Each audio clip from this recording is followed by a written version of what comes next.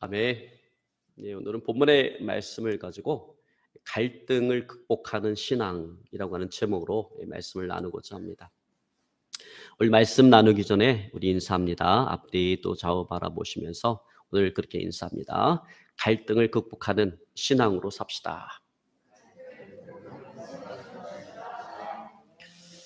아멘. 여러분, 우리의 신앙생활에는요 항상 갈등이 있습니다.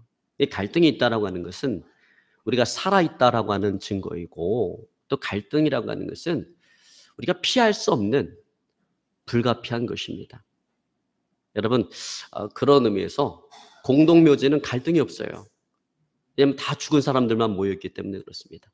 그러나 우리가 갈등이 있다라고 하는 것은 살아있다라고 하는 증거인 거예요. 여러분, 그래서 독일의 시성이라고 불리는 괴테는 이런 말을 했습니다. 태초에 갈등이 있었다. 그러니까 인간이 이 땅에 존재하는 그 순간부터 계속해서 갈등은 있어 왔다라고 하는 거예요. 그래서 여러분, 우리의 가정에도 직장에도 사업장에도 갈등이 있습니다. 믿음의 공동체인 교회 안에도 갈등이 있습니다. 여러분, 이처럼 사람이 모이는 곳에 갈등이 있다라고 하는 것은 이상한 것이 아니라 지극히 당연한 것입니다. 여러분, 그런 의미에서 스펄전 목사님의 그 전기에 보면 그런 이야기가 나와요.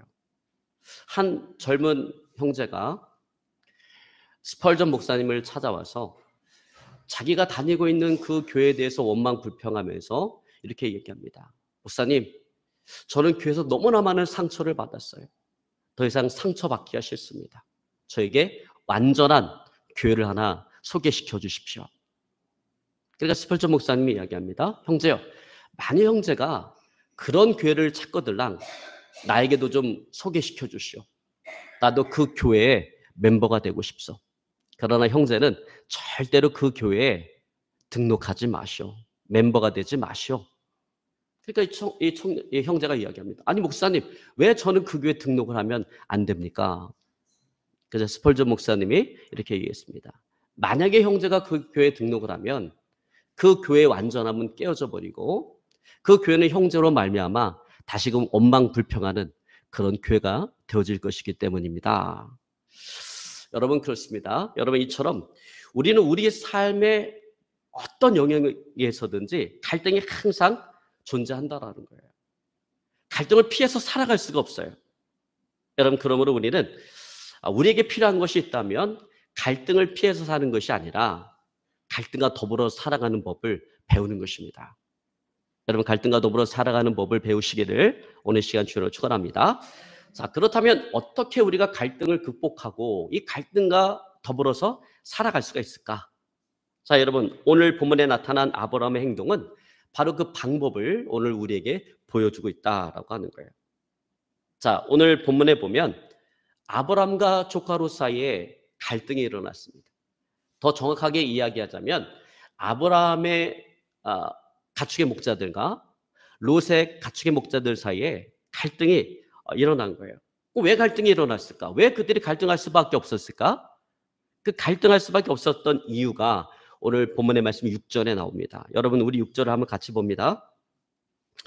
그 땅이 그들이 동거하기에 넉넉하지 못하였으니 이는 그들의 소유가 많아서 동거할 수 없었음이니라. 여러분, 그렇습니다. 뭐가 갈등의 원이에요? 소유입니다. 소유가 갈등의 원인이 되어지고 있는 거예요. 가나안 땅에 함께 거하는데 이제 시간이 지나가면서 목축의 숫자가 늘어나고 재산이 늘어남에 따라서 오늘 아브라함과 롯 사이에 점차적으로 갈등이 증가하게 되어진 것입니다. 자, 여러분, 이런 갈등은 매우 보편적이고 일반적인 갈등이에요. 가난했을 때는 그렇게 화목했던 형제 관계가 이제 좀 살만해지면 재산 문제를 가지고 갈등하고 문제를 일으키고 싸우는 경우를 우리는 종종 보게 되어집니다. 여러분, 자, 이와 관련해서 위경에 나오는 재미난 이야기가 있는데요. 어느 두 친구가 재밌게 이야기를 나누면서 순례 여행길에 올랐습니다. 이 두 친구는 가난했지만 참 좋은 우정을 가지고 있는 그런 친구였어요. 재밌게 이야기를 나누면서 가다 보니까 먼저 앞서가다가 쉬고 있었던 한 낯선 사람을 만나게 되었습니다. 그래서 그 사람을 자기 여행의 이 동반자로 받아들이고 친절하게 잘 대해줬어요. 그리고 셋이 함께 가다가 어느덧 갈림길에 도착하게 되고 이제 서로 헤어질 수밖에 없는 그런 상황이 되었습니다. 그래서 이 낯선 사람이 이 두 친구가 자기에게 친절하게 대해준 것이 너무나 감사해서 감사를 표하면서 이렇게 이야기를 했습니다. 사실 나는 인간이 아니요. 나는 인간의 모습으로 이 땅에 내려온 천사입니다. 근데 당신들이 나에게 이렇게 친절하게 대해주었으니 내가 당신에게 좋은 것들을 주기를 원하고 무엇이든지 구하면 내가 그것을 응답해 주겠어. 둘 중에 한 사람이 어떤 것을 구하면 그 다른 한 친구에게는 내가 2배를 주겠어. 예를 들어서 당신 중에 한 사람이 금덩어리 하나를 구하면 그 상대방 친구에겐 금덩어리 2개를 주겠어. 이렇게 얘기하니까 조금 전까지만 해도 너무나도 관계가 좋았던 이 친구가 갈등하기 시작합니다. 아무도 먼저 얘기하려고 하잖아요. 입을 꼭 다물고 있습니다. 침묵과 반목의 시간이 흘러갔습니다. 참다 못하는 한 친구가 다른 한 친구를 향해서 눈짓을 하면서 네가 먼저 말하라고 옆구리를 찔러댑니다. 그러니까 화가 난 친구가 뭐라고 이야기하냐면 천사요, 내 눈을 하나 뽑아주시오 그랬어요. 여러분 그 맞은편 친구는 어떻게 됐습니까? 눈이 2개가 다 뽑혀서 장님이 되었습니다. 여러분 이처럼 사람들은 더 많은 소유를 갖기를 원하고 그것이 대부분의 갈등의 원인이 되어지고 있다고 하는 거예요. 근데 여러분 신앙인도 마찬가지입니다. 자, 오늘 말씀 가운데 나타난 아브라함도 역시 마찬가지라는 거예요. 자, 이와 같은 소유의 문제로 인해서 조카롯과 또 이 갈등이 빚어졌고 이제 이 갈등은 한계에 다다르게 되어진 거예요. 어느 한쪽에서 일방적으로 참는다고 해서 해결될 문제가 아닌 것입니다. 그러므로 아브라함은 적극적으로 이 갈등을 이제 해결하기 시작합니다. 여러분 그러므로 우리는 아브라함이 이 갈등을 풀어가는 그의 자세, 그의 모습을 통해서 우리 삶 가운데 있을 수 있는, 존재할 수 있는 그 갈등을 풀어나가는 법을 여러분 배울 수 있기를 오늘 시간 주연으로 축원합니다. 자, 첫 번째로 조카롯과의 갈등을 풀어가는 이 아브라함의 모습, 아브라함의 자세를 통해서 우리가 배워야 될 것은 뭐냐면 더 중요한 가치에 초점을 맞추라라고 하는 것입니다. 여러분 한번 따라해 보시기 바랍니다. 더 중요한 가치에 초점을 맞추자. 아멘. 여러분 그래요. 우리는요 문제를 만나면 그 문제에 집착할 가능성이 너무나 큽니다. 그리고 문제에 집착하고 그 문제에 푹 빠지게 되죠. 그럼 문제에 빠져서 헤어나오지 못하고 허우적거리다가 정말 잃어버려서는 안 되는 소중하고 중요한 가치들을 잃어버리게 되어진다는 것입니다. 그러면 갈등의 골은 더 깊어지고 지울 수 없는 상처만 남게 되어지는 것입니다. 자, 그러므로 오늘 아브라함은 이와 같은 갈등의 문제에 직면해서 무엇보다도 먼저 정말 더 소중하고 중요한 가치가 무엇인가 그것을 먼저 생각했다라고 하는 거예요. 자, 여러분 오늘 본문의 말씀 우리 8절 한번 같이 봅니다. 아브라함이 롯에게 이르되 우리는 한 친족이라 나나 너나 내 목자나 서로 다투게 하지 말자. 자, 아브라함이 조카 롯에게 이렇게 말합니다. 우리는 한 친족이 아니냐? 다투지 말자. 여러분 여기서 친족이라는 게 뭐예요? 형제간이란 그런 이야기죠. 그러니까 바로 이 형제 관계가 재산보다 더 중요한 것이 아니냐. 그러니까 우리가 싸우지 말고 이 소중한 형제 관계를 유지해 나가자. 이것을 지켜나가자라고 하는 것입니다. 자, 그리고 아브라함이 이와 같이 다투지 말자라고 한 그 이면에는 또 다른 중요한 이유가 하나가 더 있다라고 하는 거죠. 그것을 우리는 7절에서 찾아볼 수가 있습니다. 여러분 우리 7절 한번 같이 봅니다. 그러므로 아브라함의 가축의 목자와 롯의 가축의 목자가 서로 다투고 또 가나안 사람과 브리스 사람도 그 땅에 거주하였는지라. 자, 여기 7절 하반절에 보면 또 가나안 사람과 브리스 사람도 그 땅에 거주하였다라고 하는 요 말을 우리가 좀 주목해서 볼 필요가 있습니다. 자, 지금 아브라함의 종과 조카 롯의 종이 서로 다투고 있어요. 자, 그러면 그들이 서로 다투고 있었다라고 하면 될 걸. 그들이 서로 다투고 있었다라고만 이야기한 것이 아니라 추가적으로 가나안 사람과 브리스 사람이 그 땅에 함께 거했다라고 하는 말을 추가적으로 더 기록하고 있다라고 하는 거예요. 여러분 이 말이 의미하는 것이 무엇이겠습니까? 자, 여러분 아브라함과 롯은 누구를 섬기는 사람이에요? 하나님을 믿고 하나님을 섬기는 사람이에요. 그러나 가나안 사람과 브리스 사람은 하나님을 믿고 하나님을 섬기는 사람이 아닌 거죠. 자, 그러니까 요즘식으로 이야기하자면 믿지 않는 자들이 지금 이 믿는 자들의 이 다툼을 지켜보고 있다라고 하는 것입니다. 그래서 지금 믿는 자들이 이렇게 갈등하고 다투는 그 모습을 보면서 지금 하나님의 영광이 가려지고 있다라고 하는 것입니다. 여러분, 바로 이것이 오늘 아브라함이 주도적으로 그리고 적극적으로 이 갈등의 문제를 해결하고자 했던 또 다른 하나의 중요한 이유다라고 하는 거예요. 여러분, 오늘날 그리스도인들이 다투고 갈등할 때 우리가 단 한 번만이라도 우리가 이런 생각을 했더라면 우리는 행동은 많이 달라질 수 있을 거예요. 우리 행동을 불신자들이 보고 있다. 불신자들의 눈이 오늘 교회를 향하고 있다라고 하는 그런 생각들을 한 번쯤 해봐야 된다라는 것입니다. 여러분, 오늘 아브라함은 친족이라고 하는 이유 외에도 하나님의 영광이 가려지는 일이 있어서는 안 된다라고 하는 또 다른 보다 더 중요한 이 가치를 오늘 먼저 생각했다라고 하는 것입니다. 여러분, 아브라함에게 있어서 형제관계를 중요시하는 것, 그리고 하나님의 영광이 가려지지 않는 것, 가려지지 않게 하는 것, 여러분, 이것은 지금 겪고 있는 그 갈등의 문제보다 훨씬 더 소중하고 중요한 가치였다라는 거예요. 그래서 거기에 오늘 아브라함은 초점을 모았다라는 것, 초점을 맞췄다라고 하는 것입니다. 그것이 갈등을 극복하고 넘어가는 해결책인 것입니다. 여러분, 갈등의 문제를 만날 때마다 이와 같이 더 중요하고 소중한 가치가 무엇인가 하는 것을 먼저 생각하는 저 여러분의 삶이 되어질 수 있기를 주님을 축원합니다. 여러분, 그러면 대부분의 갈등의 문제를 해결할 수가 있어요. 근데 사람들이 문제를 만나면 이 생각은 안 해. 그냥 문제만 집착해, 문제만 바라봐요. 근데 문제 넘어서 이 문제로 인해서 내가 혹시 잃어버리게 될 더 소중하고 중요한 가치가 있지 않을까? 이것들을 우리가 먼저 생각해 봐야 된다는 것입니다. 여러분, 먼저 생각할 수 있기를 주님을 축원합니다. 자, 두 번째로 갈등을 극복하기 위해서는 한 걸음 더 나가서 현실적인 대안을 모색할 수 있어야 된다라고 하는 거예요. 다시 말해서 문제 해결에 전혀 도움이 되지 않는 비현실적이고 비생산적인 방법을 버려야 된다라고 하는 것입니다. 자, 그러면 오늘 아브라함이 직면하고 있는 이 문제에 있어서 그럼 비현실적이고 비생산적인 방법은 어떤 것이겠어요? 무엇이겠어요? 그러니까 시시비비를 가리는 것입니다. 누가 옳으냐, 누가 그르냐를 따지는 것입니다.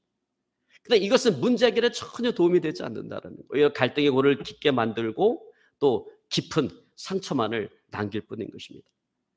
여러분, 오늘날 교회에서 성도들이 문제에 직면하면 가장 잘못하고 있는 게 바로 이거예요. 그 문제를 만나면, 그래서 갈등이 생기면 그것을 덮고 이해하고 어떤 현실적인 해결책을 찾으려고 하기보다는 자기 공의를 내세우면서 자꾸 시시비비를 가리려고 한다는 거예요. 누가 옳으냐 그르냐 이걸 따지려고 한다는 것입니다. 근데 여러분, 이것은 옳지 않다라는 거예요. 왜?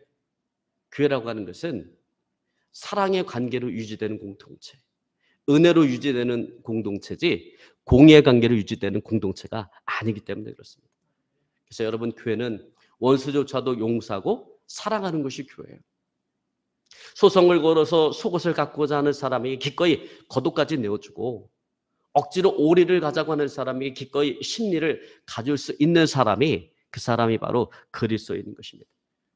여러분, 물론 그렇다고 해서 공의가 쓸데없다, 공의가 필요 없다라는 얘기는 아니에요. 여러분, 공의는 대단히 중요한 거예요. 여러분, 만약에 그 공의가 아모스 선지자나 이사야 선지자처럼 하나님의 입장을 대변하는 공의라고 한다면 얼마나 좋겠어요. 근데 대부분의 사람들은 그렇지 않다라는 겁니다. 여러분, 대부분의 사람들은 어떻습니까?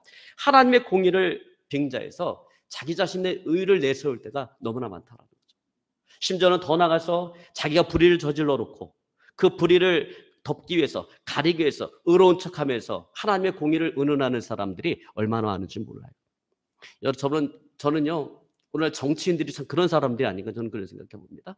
불의를 저질러 놓고 이거 덮으려고 의로운 척하면서 자꾸 공의를 내세우면서 물타기 하잖아요. 그러다 보니까 갈등이 해결되지 않아, 문제가 해결되지 않아, 계속해서 싸우고 다투게 되어지는 것입니다.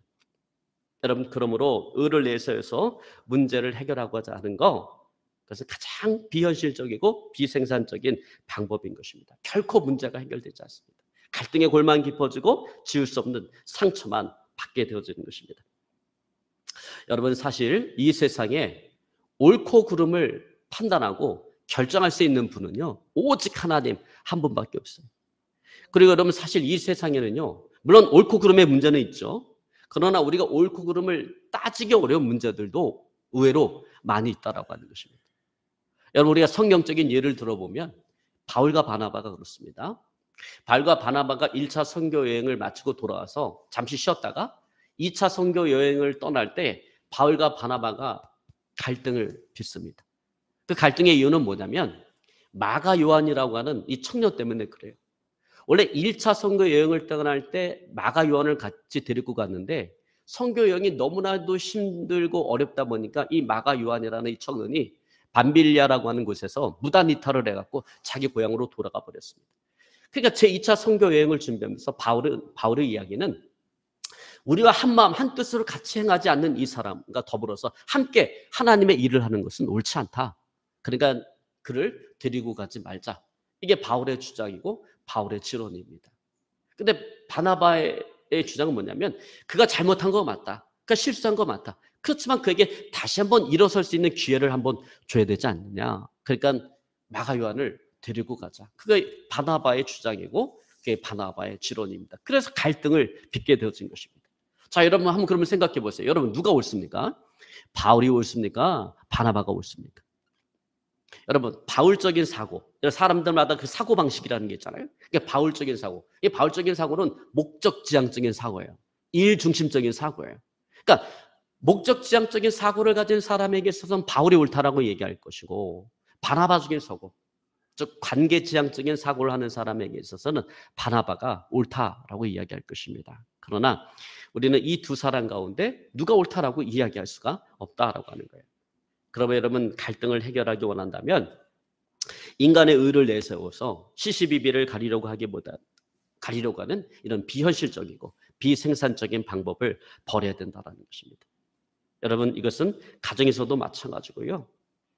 믿음의 공동체인 교회 안에서도 마찬가지입니다. 모든 인간 관계에 있어서도 마찬가지입니다. 문제 해결에 결코 도움이 되지 않습니다. 여러분 서울에 보면 온누리 교회가 있잖아요. 한국에 영향력 있는 교회 가운데 한 교회잖아요. 이제 돌아가셨지만 하용주 목사님께서 개척하시고 성장시키신 교회인데 하용주 목사님이 그분 이제 설교를 듣는데 아직도 제 머릿속에 남는 재미난 말이 있는데 그 말이 뭐냐면 똥 가지고 세미나를 하지 말라라는 거예요. 이게 무슨 얘기냐면 요 앞에 누가 똥을 싸놨어요. 그러면 요 똥을 해결할 수 있는 가장 현실적인 방법은 뭐예요? 가장 먼저 보는 사람이 다른 사람 들어오기 전에 얼른 치워버리는 거예요. 근데 치울 생각을 안 하고 세미나를 하는 거예요. 누가 여기다 똥을 쌌느냐. 똥에 김이 나고 온기가 있는 걸로 봐서 한 10분, 싼 지 10분도 안 된 것 같다. 이렇게 세미나를 벌이면 남는 건 뭐밖에 없습니까? 똥 냄새밖에 없는 거죠. 근데 누군가 한 수 더 떠서 이렇게 얘기합니다. 내가 아까 보니까 김 집사님이 이 교회에서 기도하고 올라가는 것 같던데? 그러면 갈등은 더 커지고 여러 사람 상처받게 되어진다는 거죠. 그래서 똥 가지고 세미나를 하면 안 된다. 이게 무슨 얘기냐면 문제가 발생했을 때 그 문제 갖고 자꾸 시시비비 가리려고 해서는 안 된다라고 하는 거죠. 여러분 오늘 아브라함은 이와 같이 비현실적이고 비생산적인 시도를 벌였습니다. 그는 시시비비를 가리기보다는 아주 현실적인 그런 대안을 내놓았습니다. 그것은 갈등을 지속하면서 피 터지게 싸우지 말고 헤어짐으로 생산적인 관계를 모색해보자라고 하는 것입니다. 자, 여러분 우리 9절에 보니까 아브라함이 이렇게 이야기합니다. 우리 9절 같이 봅니다. 내 앞에 온 땅에 있지 아니하냐. 나를 떠나가라. 내가 좌하면 나는 우하고 내가 우하면 나는 좌하리라. 자, 아브라함은 지금 서로 갈라서자라고 하는 제안을 합니다. 근데 여러분 이것은 영원한 결별, 영원한 단절을 이야기하는 것이 아니라 오히려 갈등을 좀 줄이고 관계를 회복하기 위해서 일단 서로 헤어져서 살아가면서 후일에 좀 더 생산적인 관계를 모색해보자라고 하는 것입니다. 자, 여러분 우리들도 문제를 만나 갈등할 때마다 여러분 시시비비를 가리려고 하지 말고 여러분 이렇게 현실적인 그런 대안, 해결책을 찾는 저 여러분의 삶이 되어질 수 있기를 주의로 축원합니다. 그런 지혜로운 자 되어질 수 있기를 주의로 축원합니다. 자, 세 번째로 이 갈등을 극복하기 위해서는 마지막 세 번째로 뭐가 필요한가? 믿음에 근거한 결단이 필요하다라고 하는 거예요. 여러분 현실적인 대안만으로는 충분하지 않아요. 대안이 있으면 뭐합니까? 실행에 옮겨야 되잖아요. 그러니까 현실적인 대안만은 충분하지 않고 현실적인 대안을 세웠다라고 한다면 이제 결단해야 된다라는 거예요. 근데 그 결단은 믿음의 결단이 되어야 된다라는 것입니다. 그러면 여러분 이 믿음의 결단이라고 하는 것이 어떤 것인가? 무엇인가? 자, 오늘 말씀 가운데 보면 아브라함의 선택과 롯의 선택은 아주 대조적인 것을 우리가 보게 되어집니다. 자, 여러분 우리 10절로 11절 한번 같이 봅니다. 이에 롯이 눈을 들어 요단 지역을 바라본즉 수알까지 온 땅에 물이 넉넉하니 여호와께서 소돔과 고모라를 멸하시기 전이었으므로 여호와의 동산 같고 애굽 땅과 같았더라. 그러므로 롯이 요단 온 지역을 택하고 동으로 옮기니 그들이 서로 떠난지라. 자, 여기 10절에 보면 이에 롯이 눈을 들어 요단들을 바라본즉 이렇게 얘기합니다. 자, 여러분 여기 바라본즉, 여러분 이 말을 한번 잘 보시기 바랍니다. 자, 롯이 눈을 들어 바라보니까 그 소돔과 고모라 땅이 너무나 비옥한 거예요. 그래서 그 땅을 선택하고 그 땅으로 떠나갔습니다. 자, 근데 여러분, 자, 롯의 이와 같은 선택의 방식이 잘못된 건가요? 잘못된 거 없죠, 사실. 여러분, 우리가 시장에서 과일을 구입할 때 벌레 먹지 않고 썩지 않은 싱싱한 것을 고르지 벌레 먹고 썩은 것을 고르지는 않지 않습니까? 그렇잖아요? 그렇습니다, 여러분. 우리가 일단 어떤 선택을 할 때는 눈으로 보고 비교하고 판단하는 게 당연하다라고 하는 거예요. 여러분, 물건을 구입할 때 우리가 후회를 남기지 않도록 보고 자꾸 들여다보잖아요. 그게 당연한 거죠. 자, 그런 점에서 봤을 때 오늘 롯이 눈을 들어 요단들을 바라본 것은 지극히 당연한 것이다라고 하는 거예요. 그러나 문제는 무엇인가? 우리가 눈으로 보고 알 수 있는 것은 현실적인 상황밖에 없다라는 것입니다. 여러분, 육신적인 눈을 가지고는 그 땅의 영적인 상태를 알 수가 없다라고 하는 거예요. 그래서 우리가 중요한 선택의 문제를 놓고 항상 하나님 앞에 기도해야 되는 것입니다. 기도해서 하나님의 지시를 따라 선택하는 거예요. 그것이 바로 믿음의 선택인 것입니다. 근데 오늘 롯은 그렇게 하지 않았다라는 거예요. 롯은 그가 선택하고자 하는 그 땅의 영적인 상태를 전혀 고려하지 않았어요. 고려하고 싶은 마음도 없었어요. 오직 현실적인 상황, 온 땅에 물이 넉넉해서 애굽 땅과 같이 비옥하다라고 하는 그 현실적인 상황만을 고려한 것입니다. 그래서 여러분, 부족의 이동이라고 하는 것이 단순한 문제가 아니잖아요. 한 가정의 문제가 아니잖아요. 이렇게 중요한 문제를 놓고 오늘 롯은 기도하지 않았다라는 것입니다. 반면에 아브라함은 어땠습니까? 아브라함. 사실 아브라함은 선택의 여지가 없었어요. 왜? 롯이 이미 좋은 땅을 선택했고 나머지를 아브라함은 받아들여야 하는 그런 입장이 있었기 때문에 그래요. 비옥한 소돔과 고모라 땅은 롯이 선택했습니다. 이제 불모제와 같은 헤브론 쪽 그 땅만이 남겨져 있고 아브라함은 그 땅을 받아들일 수밖에 없는 상황이 되어진 거예요. 사실 아브라함이 조카 롯에게 먼저 선택권을 줄 때 이거 예상하지 못했을까요? 예상하죠. 여러분, 일반적인 상식을 갖고 있는 사람이면 좋은 땅 선택하지 불모지 땅 같은 그 땅을 선택할 사람이 누가 있겠어요? 아브라함도 이미 알고 있었지만 그럼에도 불구하고 롯에게 모든 선택권을 먼저 줬다라고 하는 거, 여러분 그 자체가 믿음의 행동이고 믿음의 선택이었다라는 거예요. 그러니까 아브라함은 자신의 기업으로 땅을 선택한 것이 아니라 자신의 기업으로 하나님을 선택한 것입니다. 하나님께서 함께 하신다면 어디를 가든지 상관없다라는 거예요. 하나님께서 함께 하신다면 어떤 땅을 내가 받든지 상관이 없다라고 하는 것입니다. 여러분, 그러기에 오늘 18절에 보면 아브라함이 조카 롯이 떠나간 후에 단을 쌓고 거기서 제사를 드리면서 오늘 하나님 앞에 감사를 표합니다. 자, 여러분 우리 18절 한번 같이 봅니다. 이 아브라함이 장막을 옮겨 헤브론에 있는 마므레 상슬의 수풀에 이르러 거주하며 거기서 여호와를 위하여 제단을 쌓았더라. 아멘. 여러분, 이것이 바로 믿음의 결단이고 믿음의 선택이라는 거예요. 여러분, 믿음은 단지 눈으로 보이는 것만으로 선택하지 않는다라는 거예요. 여러분, 믿음은 항상 보이지 않는 하나님을 먼저 생각하고 하나님의 가치를 먼저 생각한다. 하나님께서 기뻐하시고 하나님께서 원하시는 것이 무엇인가를 먼저 생각한다라는 것입니다. 그리고 하나님의 섭리를 믿는다라고 하는 것입니다. 이것이 안 좋아 보이지만 내가 하나님께 맡기겠습니다. 이것이 내 인생에 불리해 보이지만 그래도 내가 하나님을 의뢰하고 선택하기로 결정하겠습니다. 그렇게 말하고 행동하는 것입니다. 근데 오늘 아브라함은 그렇게 했습니다. 아브라함은 하나님의 확실한 그 예비하심을 믿었습니다. 여러분, 오늘 이 아브라함의 선택의 결과는 무엇입니까? 자손과 땅을 유업으로 받았다라는 거예요. 근데 롯의 선택의 결과는 무엇입니까? 소돔과 고모라 땅이 멸망받을 때 지금까지 모았던 모든 재산을 다 잃어버리고 아내를 잃어버리고 사이를 잃어버리는 불행을 남기게 되었다는 것입니다. 이제 말씀을 정리하기 원합니다. 여러분, 그래요. 우리는 살아가면서 늘 갈등의 문제에 직면하게 되어집니다. 그럴 때 여러분, 우리는 그 문제에 집착하지 말고 얽매이지 말고 그 갈등의 문제보다 더 소중하고 중요한 가치가 무엇인가를 먼저 생각해야 된다는 것입니다. 여러분, 거기에 초점을 맞출 수 있기를 주님을 축원합니다. 그리고 시시비비를 가리는 비현실적이고 비생산적인 그 방법을 버리고 현실적인 그런 대안을 제시할 줄 아는 그런 지혜로운 자 되시기를 주님 축원합니다. 그리고 마지막으로 믿음에 근거한 결단을 내릴 줄 아는 그런 믿음의 사람 되어질 수 있기를 주님 축원합니다. 그래서 우리 삶 가운데 다가오는 모든 이 갈등을 극복하고 갈등과 더불어 살아가는 저 여러분의 삶이 되어질 수 있기를 오늘 시간 주님을 축원합니다. 오늘 말씀 붙잡고요, 간절히 하나님께 기도합니다. 하나님,